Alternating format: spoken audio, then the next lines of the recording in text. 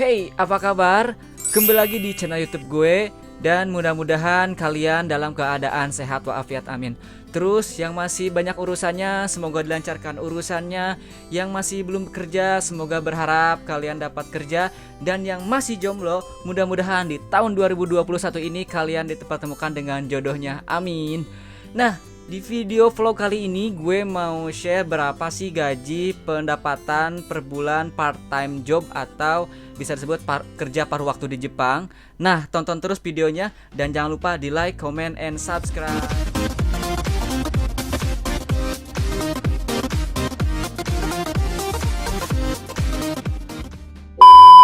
Nah guys, di video kali ini gue mau jelasin dulu apa sih itu kerja paruh waktu. Nah, kerja paruh waktu itu adalah kerja part time job yang memiliki waktu kerja lebih fleksibel. Biasanya sih kerja paruh waktu itu membutuhkan pekerjaan sekitar 3 sampai 5 jam. Itu pun tergantung pekerjaannya seperti apa. Nah guys, kali ini gue mau jelasin tentang sistem kerja paruh waktu di Jepang. Di Jepang itu kerja paruh waktu sangat banyak banget, seperti restoran, hotel, supermarket, pabrik, dan banyak lainnya. Biasanya sih dikhususkan untuk siswa pelajar ya atau pelajar asing. Dan mungkin saya pikir di Jepang tuh tidak hanya untuk pelajar asing juga, bahkan masyarakat pun masih kerja paruh waktu. Karena emang di Jepang itu dikhususkan untuk kerja karena mungkin pengeluaran dan kebutuhannya itu sangat mahal banget. Jadi kalau kita nggak kerja mungkin akan kelaparan mungkin ya guys. Nah, untuk peraturan kerja paruh waktu di Jepang itu bagaimana sih guys? Nah, di Jepang itu dikhususkan untuk pelajar asing 24 jam per minggu. Jadi sekitar seminggu 3 kali untuk bekerja supaya tidak mengganggu belajar kita guys. Nah, berapa sih gajinya? Nah, di Jepang itu ada 2 shift ya guys. Jadi ada shift malam, ada shift siang. Shift siang itu per jamnya bisa dikatakan gaji 850 sampai 950 yen atau sekitar 100.000 sampai 110.000 per jam gitu.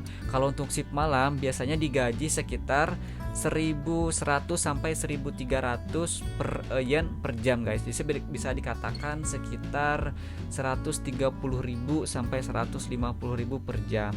Itu pun tergantung pekerjaannya dan tergantung juga tempat lokasinya guys ya, seperti di Tokyo, Osaka mungkin itu lebih besar gajinya. And well guys, aku mau dulu sedikit cerita. Jadi pada waktu itu tahun 2019 aku pertama datang ke Jepang sebagai pelajar Nihongo Gakko, yaitu belajar bahasa Jepang di Jepang. Nah, jadi sistem belajar dulu itu sangat sedikit ya, dari jam 9 pagi sampai jam 12 siang. Jadi jam 12 siang itu saya udah pulang ke rumah. Nah, karena waktu itu emang bener-bener waktunya luang, banyak waktu luang banget. Jadi akhirnya saya memutuskan untuk cari kerja paruh waktu lebih banyak.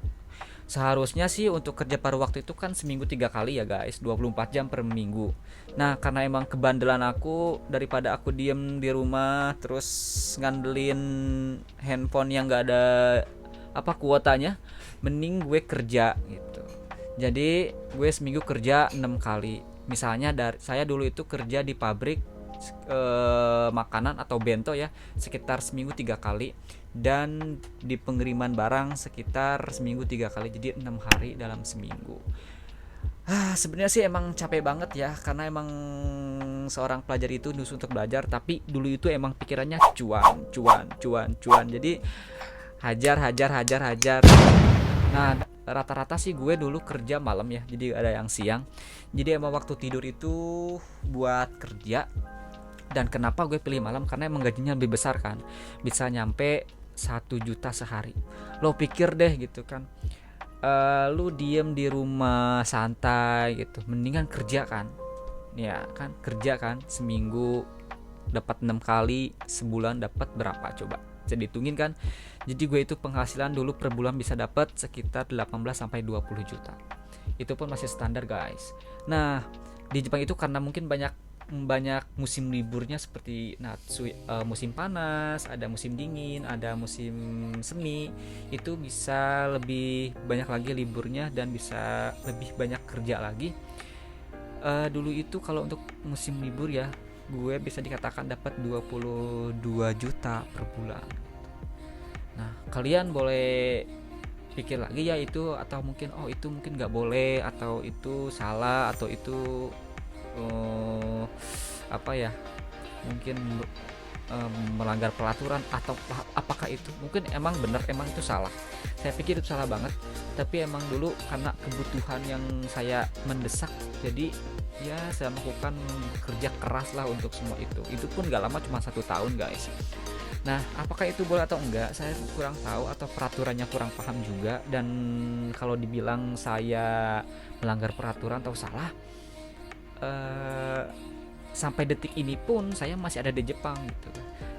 Nah, buat kalian teman-teman yang tahu, boleh saran aku apakah itu boleh seperti itu guys, boleh tulis di bawah di komen ya guys ya. Nah, itu pun dulu ya, jadi kalian bisa nabung. Jadi ketika kamu Nihongo Gakko belajar bahasa Jepang itu kan mungkin sistem belajarnya nggak lama ya, dari jam 9 sampai jam 12. Jadi kalian tuh bisa banyak kerja, terus bisa dikumpulin buat kalian masuk ke sekolah jurusan nanti setelah lulus Nihongo Gakko. Bisa buat nabung, bisa buat kirim ke rumah juga, dan hal-hal yang penting lainnya. Dan itu dulu guys, itu dulu sih 1-2 tahun yang lalu. Nah, untuk sekarang mungkin agak lebih dinikmati guys ya, karena emang benar-benar khusus untuk belajar. Jadi setelah masuk sekolah kejurusan, jadi kita harus lebih fokus belajar. Karena untuk apa? Karena untuk kita bisa Sotsugyo lah, setelah lulus itu bisa langsung bekerja. Jadi kita harus benar-benar belajar dan sampai kita pintar, sampai kita lulus. Nah guys, pokoknya jangan ditiru guys, itu cerita pengalaman saya sih. Jadi emang benar-benar dulu itu karena cuan, duit. Jadi kayak orang goblok lah ibaratnya. Nah guys, begitu ceritanya. Jadi kalian buat ke Jepang, yang baru mau ke Jepang, yang baru Nihongo Gakko, kalian terus semangat belajarnya.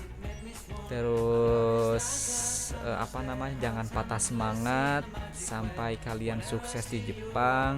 Saya tahu, saya sebagai pelajar emang bener-bener perjuangannya tuh ya Allah kayak sedih banget, bener-bener ya begitulah, tidak seindah yang dipikirkan gitu kan. Apalagi saya ini jalur pribadi, bener-bener pribadi saya, pengeluaran semua saya, jadi yang tahu, yang merasakan saya.